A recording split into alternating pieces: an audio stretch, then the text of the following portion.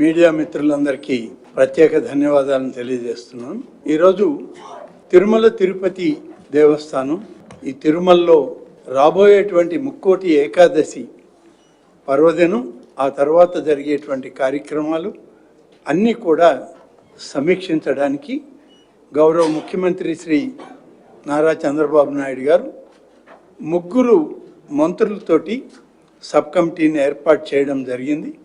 అందులో నాతో పాటు రెవెన్యూ మంత్రిగా, తిరుపతి జిల్లా ఇన్ఛార్జి మంత్రిగా శ్రీ అనగాని సత్యప్రసాద్ గారు, అలాగే రాష్ట్ర హోంశాఖ మంత్రిగా శ్రీ అనిత గారు, టీటీడీ చైర్మన్ బిఆర్ నాయుడు గారు, ఈఓ గారు, అడిషనల్ ఈఓ గారు, ప్రిన్సిపల్ సెక్రటరీ, కలెక్టర్ గారు, విజిలెన్స్ అధికారి, అలాగే ఎస్పీ గారు అందరూ ఈరోజు టీటీడీ అధికారులందరితోటి పెద్దలందరూ కలిసి ఈ వైకుంఠ ఏకాదశి కార్యక్రమం ఏ విధంగా ఏర్పాట్లు ఉన్నాయి, ఏ విధంగా వాళ్ళు ఇప్పటికే చర్యలు తీసుకున్నారు, అనేక సమీక్షలు జరిగాయి.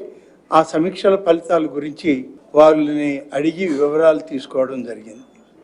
ఒకసారి మనం గమనిస్తే వైకుంఠ ఏకాదశి అనేటువంటిది హిందూ సనాతన ధర్మాలకి అనుసరించి ఆగమ వైదిక శాస్త్రాలకు అనుగుణంగా ఈ యొక్క వైకుంఠ ఏకాదశి పర్వదినం చేయడం అనేటువంటిది మనకు ఆనవాయితీ.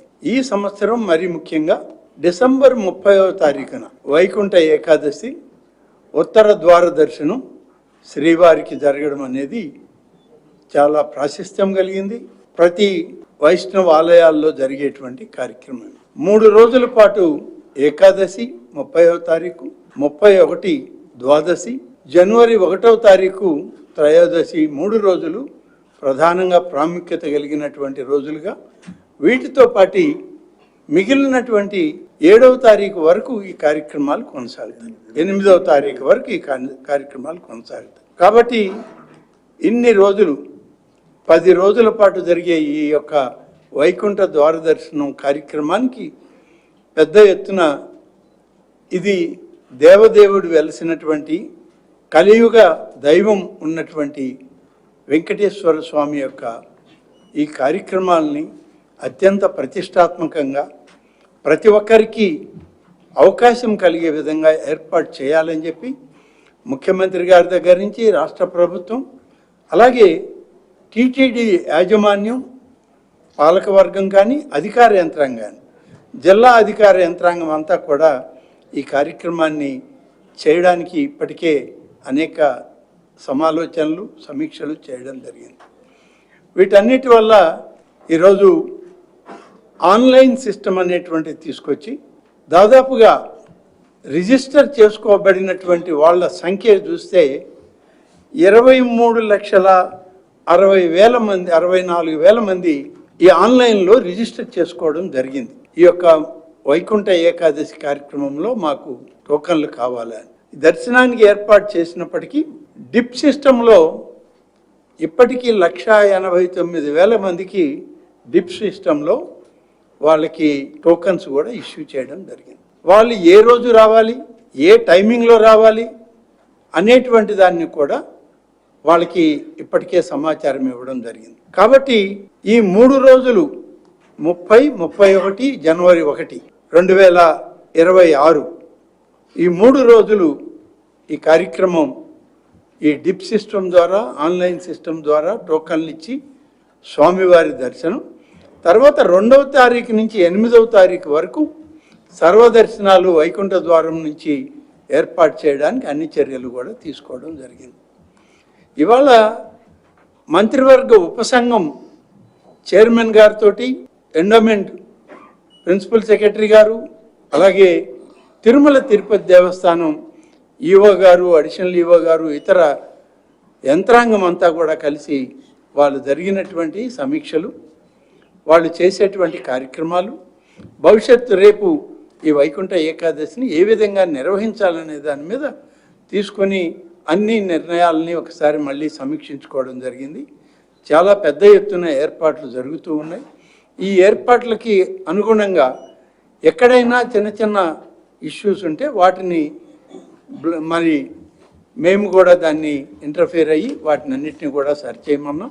అవన్నీ కూడా సరిచేస్తూ, అంతేకాకుండా వచ్చేటువంటి భక్తులు ప్రతి ఒక్కరికి క్యూ లైన్లు ఎలా ఉంటాయి, ఏ స్లాట్స్ ఇచ్చారు, వాళ్ళ కంపార్ట్మెంట్స్ ఎలా పెడుతున్నారు, వెయిటింగ్ కంపార్ట్మెంట్స్లో ఏ విధమైనటువంటి వాళ్ళకి అన్నప్రసాదం కానీ పాలు కానీ ఇతరత్ర మంచినీటి సౌకర్యం ఇవన్నీ ఏర్పాటు చేసే విషయాల్లో ఏ రకమైన జాగ్రత్తలు తీసుకున్నారనే విషయాన్ని ప్రస్తావన చేయడం జరిగింది.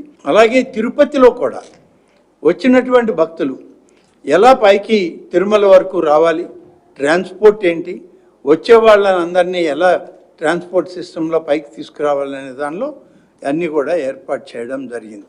వీటన్నిటికీ ఒక విషయం మాత్రం ఈ సందర్భంగా చెప్పాల్సిన అవసరం ఉంది. ఇవాళ ఉన్నటువంటి కూటమి ప్రభుత్వం యొక్క లక్ష్యం, ముఖ్యమంత్రి చంద్రబాబు నాయుడు గారు ఇచ్చినటువంటి దిశానిర్దేశం సామాన్య భక్తులకే పెద్దపీట వేయాలి, సామాన్య కుటుంబాల వాళ్ళకి దర్శన సౌకర్యం పెద్ద ఎత్తున మనం ప్రాధాన్యతనిచ్చి ఏర్పాటు చేయండి అని చెప్పి దిశానిర్దేశం చేయడం జరిగింది.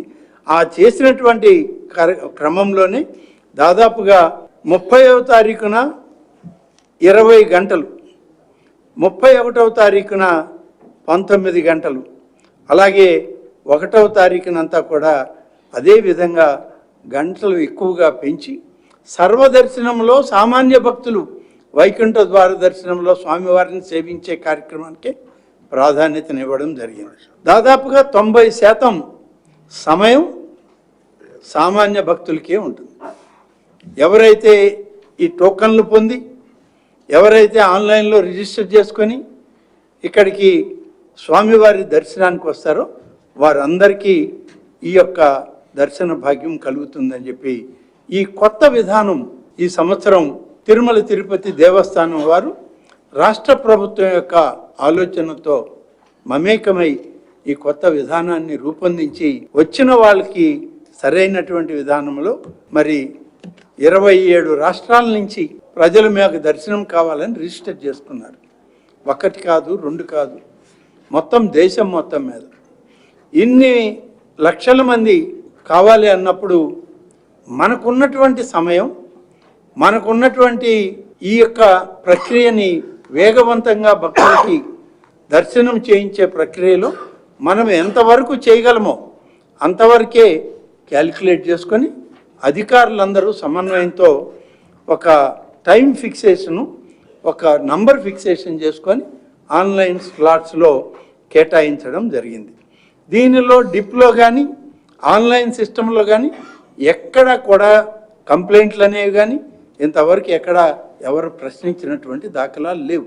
ఈరోజు ఈ టైం స్లాట్స్ ఇచ్చినటువంటి దానిలో క్యూ లైన్లోకి ఎంతమంది వచ్చారు, ఎంత టైం వాళ్ళ దర్శనం చేస్తున్నారు, ఇవన్నీ కూడా సిస్టమేటిక్గా ఉండేటట్లు ఇవాళ ఏఐ కోఆర్డినేషన్తో వచ్చేటువంటి సిస్టమ్ని అడాప్ట్ చేసి క్యూ లైన్లలో ఎక్కడ ఎంతమంది ఎక్కువగా నిలబడిపోతున్నారు, లైన్లోకి వాళ్ళని ఎలా కంపార్ట్మెంట్స్లోకి తీసుకొచ్చి వాళ్ళని తీసుకురావాలనేది కూడా ఇవాళ చేయడం జరుగుతూ ఉంది. ఇది ఈ విధంగా చేస్తూ తిరుమలలో ఈ ఏర్పాట్లన్నీ చేస్తూ తిరుపతిలో కూడా వచ్చినటువంటి భక్తులకి ఒకవేళ పైన ఆ సమయానికి ఇక్కడికి రాలేకపోయినా, లేకుంటే వాళ్ళకి ఇచ్చిన స్లాట్స్, వాళ్ళకి ఇచ్చినటువంటి టైము వేరే ఉన్నప్పుడు అందరూ తిరుమలకు వచ్చి ఒత్తిడి పెంచేదానికన్నా తిరుపతిలో ఉండి అక్కడ ఉన్నటువంటి సౌకర్యాలని వాడుకుంటూ తిరుమలకి వాళ్ళకి ఇచ్చిన టైంలోనే పైకి రావాలి అని చెప్పి కోరడం కూడా జరుగుతుంది. దీంతో పాటు మాకు క్రింద తిరుపతిలో పోలీస్ యంత్రాంగం, పటిష్టవంతమైన పోలీస్ యంత్రాంగం ఉంది. అనేక ప్రాంతాల నుంచి కూడా వాళ్ళు అవసరమైన పోలీస్ మెన్ కూడా తీసుకోవడం జరుగుతుంది. శాంతి భద్రతలను అన్నిటినీ జాగ్రత్తగా పరిశీలించడం జరుగుతుంది. ఎస్పీ గారి నాయకత్వంలో డ్రోన్ టెక్నాలజీని కూడా అక్కడ వాడుతున్నాం. సీసీ కెమెరాలు ఇటువంటి అన్నీ ఉన్నా ఇవాళ డ్రోన్ టెక్నాలజీని తీసుకొచ్చాం. ఏఐ టెక్నాలజీ తోటి అక్కడ కూడా ఇవన్నీ చేయడం జరుగుతుంది. కాబట్టి ఇవాళ చేసేటువంటి ఈ కార్యక్రమం పూర్తిగా సమీక్ష అధికార యంత్రాంగంతో టీటీడీ బోర్డు అధికారులతోటి 3 మంత్రుల గ్రూప్ కమిటీ ఇవాళ సమీక్ష చేయడం జరిగింది. వచ్చేటువంటి వైకుంఠ ఏకాదశి పర్వదినాన జరిగే 10 రోజుల కార్యక్రమంలో ప్రతి ఒక్కరికి వీలైనంత వరకు సామాన్య భక్తులకు కూడా దర్శనం బాగా జరిగి వాళ్ళు సంతృప్తిగా వెళ్ళే విధంగా ఇక్కడ వచ్చినటువంటి వాళ్ళకి అన్నప్రసాద వితరణతో పాటు ప్రసాదాలు కూడా ఎక్కువగా దొరికే విధంగా ఏర్పాట్లు చేయమని చెప్పాం. దానికి అన్నిటికి కూడా ఇప్పటికే ఏర్పాట్లు చేస్తూ ఉన్నారు. వాళ్ళని మేము ఇప్పటికే నిర్ణయాలు చేశామని చెప్పి వాళ్ళ సమాచారం ఇవ్వడం జరిగింది. అదేవిధంగా నేను కోరేది భక్తులు కూడా సహకరించాలి. కొన్ని విధానాలు కొన్ని సిస్టమ్స్ని మనం అడాప్ట్ చేసుకున్నప్పుడు ఒకరికో ఇద్దరికో కొంత ఇబ్బందికరమైన పరిస్థితి రావచ్చు. కానీ వచ్చినటువంటి పరిస్థితిని దగ్గరలో ఉన్నటువంటి టీటీడీ ఎంక్వైరీ ఆఫీస్లోను లేదా క్రింద తిరుపతిలో ఉన్నటువంటి కలెక్టర్ గారు ఎస్పీ గారి కార్యాలయం దగ్గర ఉన్నటువంటి ఎంక్వైరీ ఆఫీసులో దాన్ని తెలియజేసి దానికి పరిష్కారం చూసుకొని దైవ దర్శనానికి వాళ్ళు కూడా ముందుకు రావాల్సిన అవసరం ఉంది. ఎప్పుడు మనం వచ్చాము ఇక్కడ అయిపోయింది లేకుంటే లేదు అనేటువంటి ఒత్తిడి తొక్కిడి ఉన్నప్పుడు ఇలాంటి పవిత్రమైన ఆలయాల కాడ కొన్ని ఇబ్బందులు జరుగుతాయి. అటువంటివన్నీ కూడా జరగకుండా చేయాలని అధికార యంత్రాంగాన్ని, ముఖ్యంగా పైన తిరుమలలో ఉన్నటువంటి విజిలెన్స్ యంత్రాంగం, వారికి సహకరిస్తున్నటువంటి పోలీస్ యంత్రాంగం, క్రింది తిరుపతిలో ఉన్నటువంటి మొత్తం పోలీస్ యంత్రాంగం, జిల్లా కలెక్టర్ గారి అడ్మినిస్ట్రేషన్లో, ఎస్పీ గారి అడ్మినిస్ట్రేషన్లో పూర్తి స్థాయిలో 10 రోజులు పనిచేయాలని, పని చేసే సందర్భాల్లో చిన్న చిన్న వాదోపవాదాలు వచ్చిన భక్తులతో కొంత వాళ్ళలో అసహనం ఉన్నా వాళ్ళకి నచ్చజెప్పి వాళ్ళకి అన్ని సదుపాయాలు చేకూరేటట్లు చేయాలి. ఏ ఒక్కరు కూడా అసంతృప్తితో తిరిగి వెళ్ళకూడదు తిరుపతి నుంచి కానీ తిరుమల నుంచి కానీ అని చెప్పి ఈ సమీక్షల్లో ముఖ్యమంత్రి గారి ఆదేశంగా వారికి చెప్పడం జరిగింది. తప్పనిసరిగా ప్రతి ఒక్కరికి మేలు చేసే కార్యక్రమంలో ఈ ముక్కోటి ఏకాదశి పర్వదినాలు ఏవైతే ఉన్నాయో 10 రోజుల కార్యక్రమాన్ని మరి పూర్తిగా దాన్ని నిబద్ధతతో చేస్తామనేటువంటి మాట ఇవాళ మీ ద్వారా ప్రతి ఒక్కరికి తెలిసే విధంగా చెప్పడం జరుగుతుంది. మీ చందన స్వర్ణ మందిర్లో సంక్రాంతి స్వర్ణ సంబరాలు 5,000 రూపాయల బంగారు ఆభరణాల కొనుగోలుపై ఒక గిఫ్ట్ కూపన్ పొందండి. ఒకే కూపన్ పై డైలీ డ్రా లేదా వీక్లీ డ్రా లేదా బంపర్ డ్రా గెలుచుకునే అరుదైన అవకాశం. బంగారు ఆభరణాల తరుగు VA పై 25% ఫ్లాట్ తగ్గింపు. డైమండ్ ఆభరణాల డైమండ్ ధరపై 20% ఆఫ్. సిల్వర్ రెగ్యులర్ ఆర్టికల్స్ పై తరుగులేదు, మజూరీ లేదు. పొదుపే బంగారమాయరా. చందన స్వర్ణ మందిర్ మీకందిస్తున్న 2 బంగారు పొదుపు పథకాలు, ధన ఉత్సవ్, స్వర్ణ Utsav. Flexi advance purchase plan లో చేరండి. బంగారు ఆభరణాలపై 18% వరకు తరుగులేదు. చందన స్వర్ణ Mandir, area hospital road, Adoni మరియు ఆర్టీసీ బస్టాండ్ ప్రక్కన GNT రోడ్, సూళ్లూరుపేట.